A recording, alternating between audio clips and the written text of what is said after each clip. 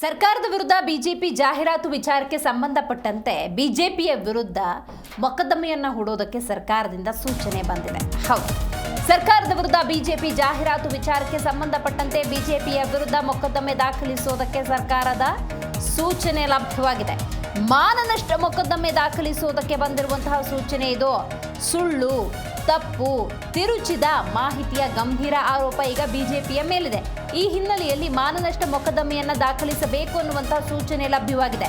ಸುಳ್ಳು ಮಾಹಿತಿಯನ್ನು ನೀಡಿ ಸರ್ಕಾರದ ವರ್ಚಸ್ಸಿಗೆ ಧಕ್ಕೆ ತಂದಂತಹ ಆರೋಪವನ್ನು ಸದ್ಯ ಬಿಜೆಪಿ ಎದುರಿಸ್ತಾ ಇದೆ.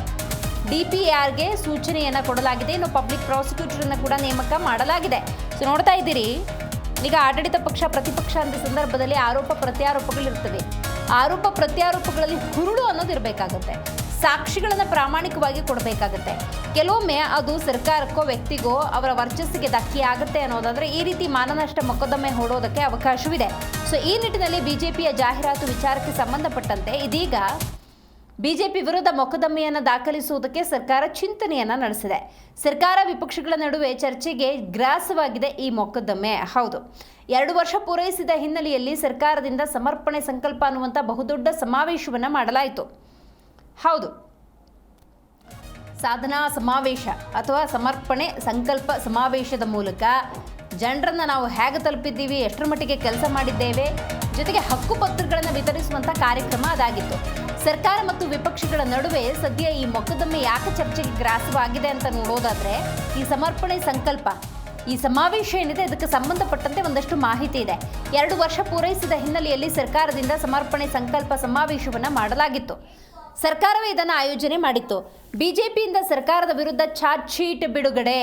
ಸೊ ಚಾರ್ಜ್ ಶೀಟನ್ನು ಬಿಡುಗಡೆ ಮಾಡಿದ್ರು ಬಿಜೆಪಿ ನಾಯಕರು. ಇದೀಗ ಆ ಜಾಹೀರಾತಿಗೆ ಸಂಬಂಧಪಟ್ಟಂತೆ ಈಗ ನೋಡಿ, ಮಾನನಷ್ಟ ಮೊಕದ್ದಮೆಯನ್ನು ಹಾಕೋದಕ್ಕೆ ಸರ್ಕಾರದ ವತಿಯಿಂದ ಸೂಚನೆ ಲಭ್ಯವಾಗಿದೆ. ರೈಟ್, ಈ ಬಗ್ಗೆ ಹೆಚ್ಚಿನ ಮಾಹಿತಿಯನ್ನು ನಮ್ಮ ಪ್ರತಿನಿಧಿ ರಾಚಪ್ಪ ನೀಡ್ತಾರೆ. ರಾಚಪ್ಪ, ಬಿಜೆಪಿ ಸುಳ್ಳು, ತಪ್ಪು, ತಿರುಚಿದ ಮಾಹಿತಿಯನ್ನು ಕೊಟ್ಟ ಹಿನ್ನೆಲೆಯಲ್ಲಿ ಇದೀಗ ಮಾನನಷ್ಟ ಮೊಕದ್ದಮೆ ದಾಖಲಿಸುವುದಕ್ಕೆ ಸರ್ಕಾರ ಮುಂದಾಗಿದೆ. ಸೊ ವಾಟ್ ನೆಕ್ಸ್ಟ್ ಅಂದರೆ ಕಾನೂನಾತ್ಮಕ ಪ್ರೊಸೀಜರ್ಗಳು ಹೆಂಗಿರ್ತವೆ? ಸೊ ಇದು ಪ್ರತಿವಾದವನ್ನು ಮಾಡೋದಕ್ಕೆ ಅಥವಾ ಮುಂದಿನ ಕಾನೂನಾತ್ಮಕ ಹೋರಾಟಕ್ಕೆ ಬಿಜೆಪಿ ಕೂಡ ಮುಂದಾಗ್ಬೋದಾ? ದಿವ್ಯಶ್ರೀ, ಇದು ಬಿಜೆಪಿಯ ಸಹ ಇದಕ್ಕೆ ಕಾನೂನಾತ್ಮಕ ಹೋರಾಟವನ್ನು ನಡೆಸಬೇಕಾಗತ್ತೆ. ಯಾಕಂದ್ರೆ ಇಲ್ಲದಿದ್ದಲ್ಲಿ ಅವರು ಮಾನನಷ್ಟ ಮೊಕದ್ದಮೆಯನ್ನು ಒಪ್ಪಿಕೊಂಡಂಗೆ ಆಗ್ತದೆ. ಹೀಗಾಗಿ ಈಗ ಏನು ಮೊನ್ನೆ ನಡೆದಂತಹ ಸಾಧನಾ ಸಮಾವೇಶ ಅಥವಾ ಸಮರ್ಪಣಾ ಸಂಕಲ್ಪ ಸಮಾವೇಶ ಕಾರ್ಯಕ್ರಮವನ್ನು ಕಾಂಗ್ರೆಸ್ ಸರ್ಕಾರ ಮಾಡಿತ್ತು ಮತ್ತು 2 ವರ್ಷದ ಪೂರೈಕೆಯಲ್ಲಿ 1,11,1111 ಜನರಿಗೇನು ಈ ಒಂದು ಮನೆಯ ಹಕ್ಕುಪತ್ರವನ್ನ ಮತ್ತು ವಾಸ ದೃಢೀಕರಣ ಪತ್ರವನ್ನು ಕೊಡುವಂತ ಕಾರ್ಯಕ್ರಮ ಆಗಿತ್ತು. ಆ ಕಾರ್ಯಕ್ರಮ ಮತ್ತು ಕಾಂಗ್ರೆಸ್ ಸರ್ಕಾರದ 2 ವರ್ಷದ ಸಾಧನೆಯನ್ನು ಬಿಂಬಿಸುವಂತ ಕಾರ್ಯಕ್ರಮ ಮಾಡಿದಕ್ಕೆ ಬಿಜೆಪಿಯವರು ಪತ್ರಿಕೆಯಲ್ಲಿ ಜಾಹೀರಾತನ್ನು ಕೊಟ್ಟಿದ್ರು. ಜಾಹೀರಾತಿನಲ್ಲಿ ರಾಜ್ಯ ಸರ್ಕಾರದ ವೈಫಲ್ಯಗಳ ಬಗ್ಗೆ ಅವರೊಂದಷ್ಟು ವಿಷಯಗಳನ್ನ ಪ್ರಕಟ ಮಾಡಿದ್ರು.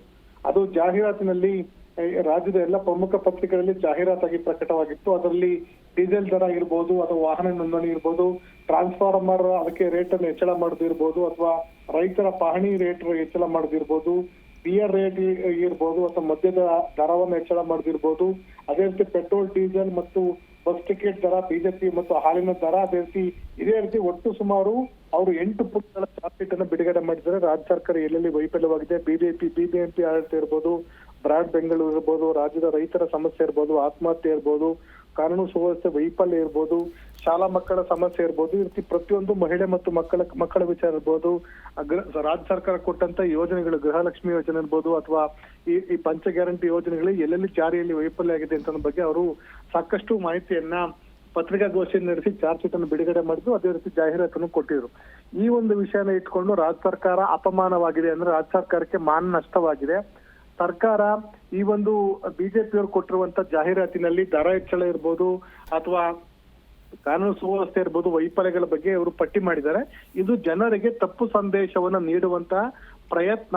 ಹಾಗಾಗಿ ರಾಜ್ಯ ಸರ್ಕಾರದ ಸರ್ಕಾರ ಅಂಕಿಅಂಶಗಳ ಪ್ರಕಾರ ಇವರ ಕೊಟ್ಟಿರುವಂತ ಅಂಕಿಅಂಶಗಳು ತಪ್ಪು ಮಾಹಿತಿಯಿಂದ ಕೂಡಿದೆ ಅಂತ ಅನ್ನೋದನ್ನ ಅವರು ಉಲ್ಲೇಖ ಮಾಡಿಕೊಂಡು ಡಿಪಿಆರ್ ಇಲಾಖೆ ಸಿಬ್ಬಂದಿ ಮತ್ತು ಆಡಳಿತ ಸುಧಾರಣೆ ಇಲಾಖೆ ಕಾರ್ಯದರ್ಶಿಗೆ ಮುಖ್ಯಮಂತ್ರಿ ಅವರು ಮತ್ತೆ ಮುಖ್ಯ ಕಾರ್ಯದರ್ಶಿಗಳು ಸೂಚನೆ ಕೊಟ್ಟು ಮಾನನಷ್ಟ ಮೊಕದ್ದಮೆಯನ್ನು ಹೂಡಿ ಬಿಜೆಪಿ ವಿರುದ್ಧ ಅಂತ ಸೂಚನೆ ಕೊಟ್ಟಿದ್ದಾರೆ.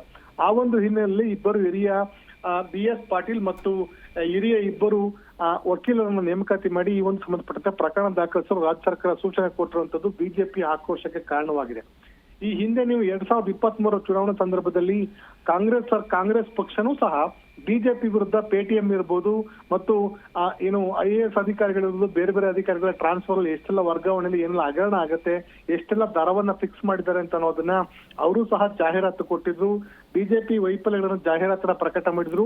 ಆ ಸಂದರ್ಭದಲ್ಲಿ ಅಂದಿನ ಬಿಜೆಪಿ ಸರ್ಕಾರ, ಬಸವರಾಜ ಬೊಮ್ಮಾಯಿ ಸರ್ಕಾರನೂ ಸಹ ಸಿದ್ದರಾಮಯ್ಯ ಅಥವಾ ಕಾಂಗ್ರೆಸ್ ವಿರುದ್ಧವಾಗಿ ಕೆಪಿಸಿಸಿ ಅಧ್ಯಕ್ಷರು ಮತ್ತು ಮಾಜಿ ಮುಖ್ಯಮಂತ್ರಿ ವಿರೋಧ ಪಕ್ಷ ನಾಯಕರಿಂದ ಸಿದ್ದರಾಮಯ್ಯ ವಿರುದ್ಧ ಅವರು ಸಹ ಕೋರ್ಟ್ ನಲ್ಲಿ ದಾವೆಯನ್ನ ಹೂಡಿದ್ರು. ಮಾನನಷ್ಟ ಮೊಕದ್ದಮೆಯನ್ನ ಬಿಜೆಪಿಯವರು ಸಹ ಹೂಡಿದ್ರು. ಆ ಪ್ರಕರಣ ಇನ್ನೂ ಸಹ ನಡೀತಾ ಇದೆ. ಅದರಲ್ಲಿ ರಾಹುಲ್ ಗಾಂಧಿ ಅವರು ಸಹ ಪ್ರತಿವಾದಿಯನ್ನಾಗಿ ಮಾಡಿ ಅವರು ಇತ್ತೀಚೆಗೆ ಬೇಲನ್ನ ಪಡೆದಂತ ಪ್ರಕರಣ ಎಲ್ಲರಿಗೂ ಸಹ ಗೊತ್ತಿರುವಂತ ವಿಷಯ. ಹೀಗಾಗಿ ಹಿಂದೆ ಬಿಜೆಪಿ ಸರ್ಕಾರದ ಅವಧಿಯಲ್ಲಿ ಕಾಂಗ್ರೆಸ್ ಪಕ್ಷ ಕೊಟ್ಟಂತ ಜಾಹೀರಾತನ್ನು ಇಟ್ಕೊಂಡು ಕೋರ್ಟ್ ಅಲ್ಲಿ ಕಾಂಗ್ರೆಸ್ ವಿರುದ್ಧ ಏನೋ ದಾವೆಯನ್ನು ಹೂಡಿದ್ರು. ಅದೇ ತಂತ್ರವನ್ನ ಕಾಂಗ್ರೆಸ್ನವರಿಗೆ ಬಿಜೆಪಿ ವಿರುದ್ಧ ಹೂಡಿದ್ದಾರೆ. ಅಂದ್ರೆ ಆವಾಗ ಬಿಜೆಪಿ ಸರ್ಕಾರ ಇತ್ತು, ಕಾಂಗ್ರೆಸ್ ವಿರುದ್ಧ ಹೂಡಿದ್ರು. ಈಗ ಕಾಂಗ್ರೆಸ್ ಸರ್ಕಾರವಿದೆ, ಬಿಜೆಪಿ ವಿರುದ್ಧ ಇವತ್ತು ಮಾನನಷ್ಟ ಮೊಕದ್ದಮೆ ಹೂಡಿದ್ದಾರೆ. ಹಾಗಾಗಿ ಈ ಒಂದು ಪ್ರಕರಣದಲ್ಲಿ ಏನು ಬಿಜೆಪಿ ರಾಜ್ಯಾಧ್ಯಕ್ಷ ಅಂತ ವಿಜೇಂದ್ರ ಇರ್ಬೋದು, ವಿಪಕ್ಷ ನಾಯಕ ಅಂತ ಆರ್ ಅಶೋಕ್ ಇರ್ಬೋದು, ಅದೇ ರೀತಿ ವಿಪಕ್ಷ ನಾಯಕ ಅಂತ ಚಲವಾದಿ ನಾರಾಯಣ ಸ್ವಾಮಿ ಸೇರಿದಂತೆ ಒಟ್ಟು ಪ್ರಮುಖರು ಬಿಜೆಪಿಯ ಪದಾಧಿಕಾರಿಗಳನ್ನ ಸಹ ಈ ಒಂದು ವಿಷಯದಲ್ಲಿ ಅವರ ಪ್ರತಿವಾದಿಗಳನ್ನಾಗಿ ಅಥವಾ ಅವ್ರನ್ನ ಆರೋಪಿತರನ್ನಾಗಿ ಕಾಂಗ್ರೆಸ್ ಸರ್ಕಾರ ಮಾಡುವಂತ ಸಾಧ್ಯತೆ ಇದೆ. ಹೀಗಾಗಿ ಈ ಒಂದು ಪ್ರಕರಣ ಕೇವಲ ಇದು ಪೊಲಿಟಿಕಲ್ ಗಿಮಿಕ್ ಅಂತ ಹೇಳಿದ್ರು ತಪ್ಪಾಗೋದಿಲ್ಲ. ಯಾಕಂದ್ರೆ ಕಾಂಗ್ರೆಸ್ನವ್ರು ಮಾಡಿದ್ರು ನಾವು ಮಾಡಿದ್ದೇವೆ ಅಂತ ಅನ್ನೋದು, ಬಿಜೆಪಿಯವರು ಮಾಡಿದ್ರು ನಾವು ಮಾಡಿದ್ದೇವೆ ಅಂತ ಕಾಂಗ್ರೆಸ್ ಅವ್ರು ಹೇಳಬಹುದು ಹೊರತು ನಿಜಕ್ಕೂ ಜನರಿಂದ ಯಾರಿಗೂ ಅದರಿಂದ ಪ್ರಯೋಜನವಾಗಲ್ಲ. ಹೀಗಾಗಿ ರಾಜ್ಯ ಸರ್ಕಾರದ ವೈಫಲ್ಯಗಳನ್ನ ಬಿಚ್ಚಿಡುವಂತದ್ದು ವಿಪಕ್ಷಕ್ಕೆ ಸಂಪೂರ್ಣವಾದ ಅಧಿಕಾರ ಇದೆ. ಹಿಂದೆ ಕಾಂಗ್ರೆಸ್ನವರು ಅದನ್ನೇ ಮಾಡಿದ್ರು, ಈಗ ಬಿಜೆಪಿಯವರು ಅದನ್ನೇ ಮಾಡ್ತಾ ಇದ್ದಾರೆ. ಹಾಗಾಗಿ ಇದರಲ್ಲಿ ಯಾರಿಗೂ ನಷ್ಟ ಇದೆ ಅಥವಾ ಯಾರಿಗೆ ಮಾನ ಹೋಗಿದೆ, ಯಾರಿಗೆ ಮಾನ ಇದ್ದರೆ ತಾನೇ ಪ್ರಶ್ನೆ ಹೋಗುವಂತದ್ದು. ಹಾಗಾಗಿ ಕಾಂಗ್ರೆಸ್ ಸರ್ಕಾರ ಮಾನ ಹೋಗಿದೆ ಅಂತ ಕ್ಲೈಮ್ ಮಾಡ್ಲಿಕ್ಕೆ ಅದಕ್ಕೊಂದಷ್ಟು ಕ್ರೈಟೀರಿಯಾ ಬೇಕಾಗತ್ತೆ. ಅವರ ವೈಫಲ್ಯಗಳು, ಅವರ ಸಾಧನೆಗಳನ್ನ ಅವರು ಸಹ ಬಿಂಬಿಸಬೇಕಾಗತ್ತೆ. ಸರ್ಕಾರದ ವೈಫಲ್ಯಗಳನ್ನ ಹೇಳಲಿಕ್ಕೆ ವಿಪಕ್ಷವಾಗಿ ಬಿಜೆಪಿಗೂ ಸಹ ಅವಕಾಶ ಇದೆ. ಹೀಗಾಗಿ ಇದು ಕಾನೂನಾತ್ಮಕವಾಗಿ ಯಾವ ರೀತಿ ನಿಲ್ಲುತ್ತೆ ಮತ್ತು ಅದು ಯಾವ ರೀತಿ ಸ್ಟ್ಯಾಂಡರ್ಡ್ ತೆಗೆದುಕೊಳ್ಳುತ್ತೆ, ಕಾಂಗ್ರೆಸ್ ಸರ್ಕಾರದ ವಾದ ಯಾವ ತರ ಇರ್ತದೆ ಮತ್ತು ಬಿಜೆಪಿಯ ವಾದ ಯಾವ ತರ ಇರ್ತದೆ, ಇದನ್ನ ಕಾನೂನು ಯಾವ ದೃಷ್ಟಿಕೋನದಿಂದ ನೋಡುತ್ತೆ ಮತ್ತು ಇವೆಲ್ಲ ಈ ರೀತಿ ಕಾಂಗ್ರೆಸ್ ಮತ್ತು ಬಿಜೆಪಿಯವರ ಈ ಕೆಸರೆರಚಾಟವನ್ನ ರಾಜ್ಯದ ಜನತೆ ಯಾವ ರೀತಿ ಗಮನಿಸ್ತಾರೆ ಅನ್ನೋ ಮೇಲೆ ಈ ಒಂದು ಏನು ಮಾನನಷ್ಟ ಮೊಕದ್ದಮೆಗೆ ಒಂದ್ ರೀತಿ ತಾರ್ಕಿಕ ಅಂತ್ಯ ಕಾಣಬಹುದು. ಇದು ಈ ಒಂದು ಪ್ರಕರಣ ಹೂಡುವಂತದ್ದು ನಿಜಕ್ಕೂ ಕ್ಷುಲ್ಲಕ ರಾಜಕೀಯ ವಿಚಾರ ಅಂತ ಹೇಳಿ ತಪ್ಪಾಗೋದಿಲ್ಲ. ದಿವೇಶ್ರೀ, ಬಿಜೆಪಿ ಅವರು ಮಾಡಿದ್ರು ಅಂತ ಕಾಂಗ್ರೆಸ್ ಅವ್ರು ಮಾಡುವಂತದ್ದು, ಕಾಂಗ್ರೆಸ್ ಮಾಡುವಂತ ಬಿಜೆಪಿ ಮಾಡುವಂತದ್ದು ಇದು ಮೂರ್ಖತನದ ಪರಮಾವಧಿ. ಇದ್ರಲ್ಲಿ ಯಾವ ಅರ್ಥನೂ ಇಲ್ಲ.